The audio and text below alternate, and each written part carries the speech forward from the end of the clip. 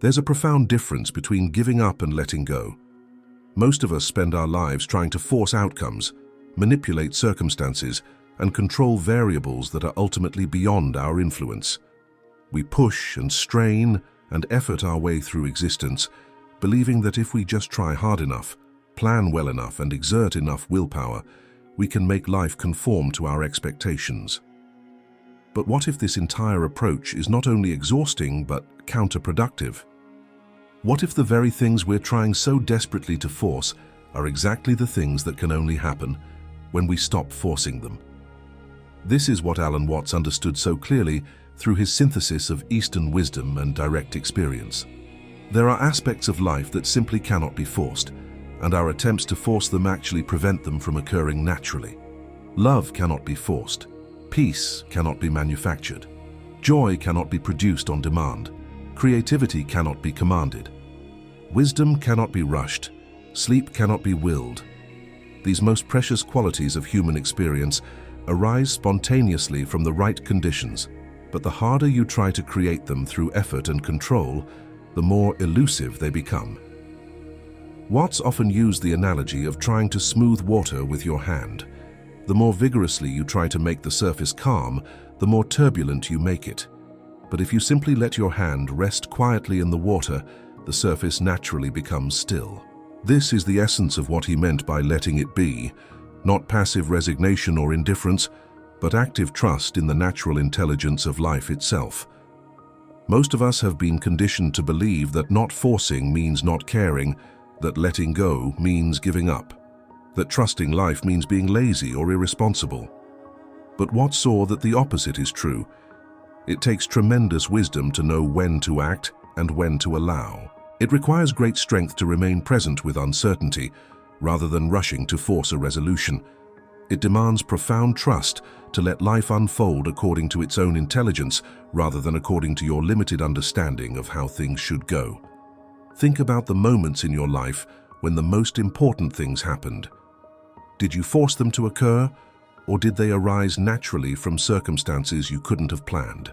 The person you fell in love with, did you manufacture that connection, or did it emerge spontaneously when you least expected it?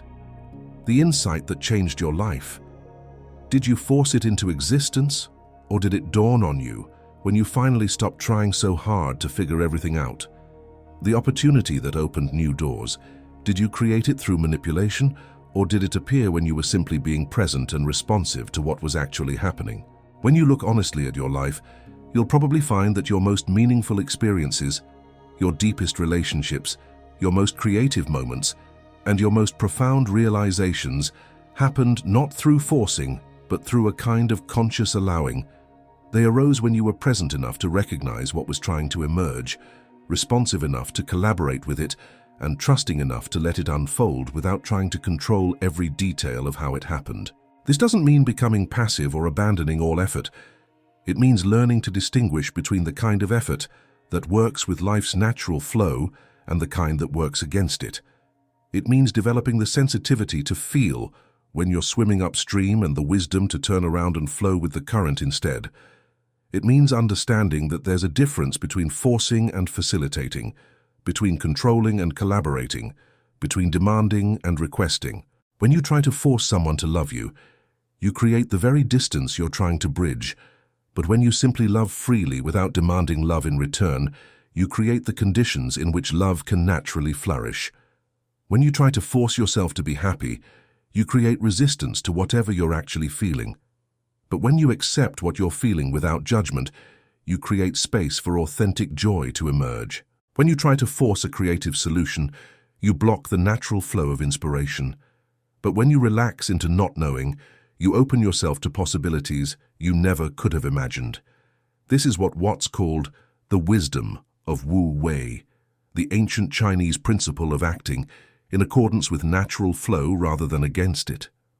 Wu Wei is often translated as non-action, but it's not about doing nothing. It's about acting without forcing, moving without strain, engaging without grasping. It's the kind of action that a skilled dancer exhibits, completely active and engaged, yet flowing effortlessly with the music rather than fighting against it. Learning to let things be requires developing what's called purposeful purposelessness, the ability to engage fully with life without being desperately attached to specific outcomes. You can work toward goals while holding them lightly. You can have preferences while not being enslaved by them. You can care deeply about results while not being destroyed if things don't go according to plan. This is perhaps one of the most challenging aspects of letting it be for people in our culture. We've been taught that caring means controlling, that love means possessing, that responsibility means forcing outcomes. But what if the deepest caring comes from trusting what you love to unfold according to its own nature?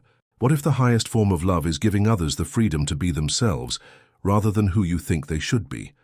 What if true responsibility means responding skillfully to what is actually happening rather than trying to make something else happen? When you practice letting it be, you begin to discover that life has its own intelligence, its own timing, its own way of resolving situations that often far exceeds your personal understanding of how things should work out. The problem you've been struggling to solve suddenly resolves itself when you stop pushing so hard. The relationship conflict that seemed impossible to navigate finds its own resolution when you stop trying to control the other person. The creative project that felt stuck begins flowing again when you step back and give it space to breathe. This is because your attempts to force outcomes are often based on limited information and narrow perspective. You can only see a small piece of the larger picture, only understand a fragment of the complex web of relationships and timing that governs how things actually unfold. But life itself has access to the whole picture. It can see patterns and connections and possibilities that your individual mind cannot perceive. When you let it be, you're not giving up your agency or abandoning your ability to influence situations. You're aligning your individual will with the larger intelligence that's orchestrating all of existence. You're becoming a conscious participant in life's unfolding rather than someone trying to impose their limited understanding on an infinitely complex process. This requires a fundamental shift in how you relate to uncertainty. Most of us are terrified of not knowing what's going to happen. We want guarantees, predictions, clear roadmaps from here to there.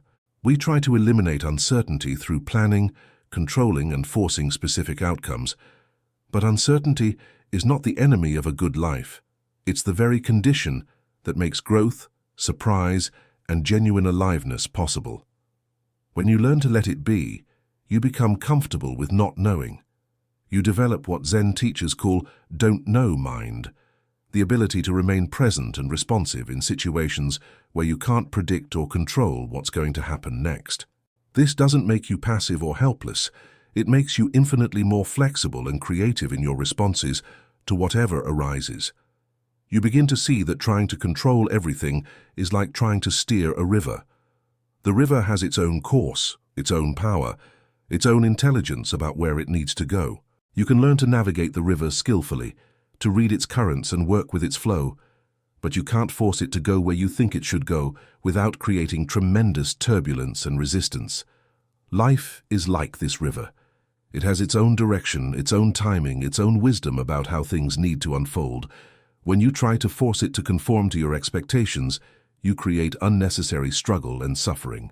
But when you learn to read its currents and flow with its movement, you can travel much further with much less effort, while experiencing much more joy and aliveness along the way. This doesn't mean you stop having goals, dreams, or desires. It means you hold them differently. Instead of fixed demands that reality must fulfill, they become gentle preferences that guide your choices without tyrannizing your peace of mind. Instead of desperate attachments that create anxiety and suffering, they become creative inspirations that give direction to your energy without imprisoning your spirit. You can work passionately toward what you want, while simultaneously being at peace with not getting it. You can care deeply about outcomes, while not being dependent on specific outcomes for your well-being. You can engage fully with life's challenges, while trusting that whatever happens will be workable, even if it's not what you expected or preferred. This kind of trust doesn't come easily in a culture that worships control and certainty. It requires what's called a leap of faith, not blind belief in some external authority, but intimate trust in the intelligence of existence itself. It means recognizing that the same wisdom that grows your hair, heals your wounds and beats your heart, without any conscious effort on your part, is also orchestrating the larger movements of your life. When you really trust this intelligence, when you learn to let it be, something remarkable happens.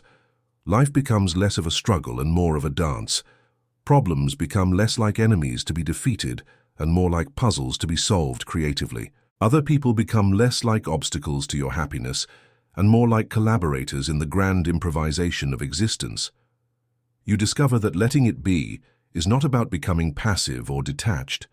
It's about becoming more present, more responsive, more alive to what's actually happening right now. When you stop forcing life to be different than it is, you can finally see what it actually is and respond to it skillfully. When you stop fighting against reality, you can start working creatively with reality. This presence and responsiveness often lead to much better outcomes than forcing ever did. When you're not pushing against life, you can feel its subtle movements and respond to its invitations. When you're not demanding that things happen your way, you can recognize when something better than what you planned is trying to emerge. When you're not grasping desperately for specific results, you can receive the unexpected gifts that life is always offering. The art of letting it be is ultimately about learning to trust the process of life itself, not trusting that everything will always go the way you want it to go, but trusting that whatever happens can be met with wisdom, creativity, and love. Not trusting that you'll never face difficulties, but trusting that you have the capacity to work skillfully with whatever difficulties arise. This trust transforms everything. Your relationships become more intimate because you're not trying to control other people. Your work becomes more creative because you're not forcing outcomes. Your emotional life becomes more stable because you're not fighting against your feelings. Your spiritual life becomes more alive because you're not demanding that existence conform to your limited understanding of how it should operate. You begin to live what Watts called the pathless path, moving through life with clear intention, but without rigid attachment to specific routes or destinations. You become like water, which always finds its way to the ocean not by forcing or fighting, but by following the natural course that opens before it, working with gravity rather than against it, flowing around obstacles rather than trying to demolish them.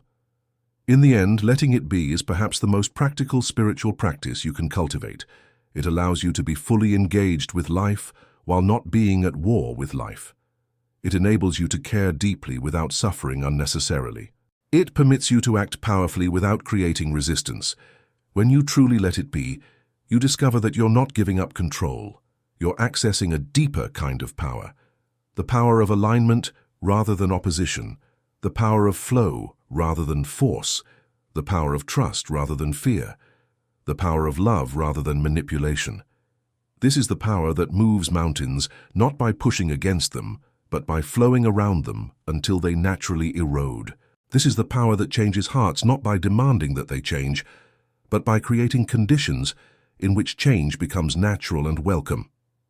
This is the power that creates miracles not by forcing extraordinary things to happen, but by recognizing the extraordinary nature of what's already happening when you finally stop trying to make it into something else.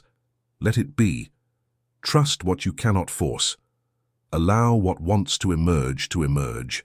Collaborate with the intelligence that's been successfully managing the universe long before you were born and will continue long after you're gone. And in this letting go, this trusting, this allowing, you may find that what you've been trying so desperately to force was actually trying to happen all along. It just needed you to get out of the way and let life be itself through you.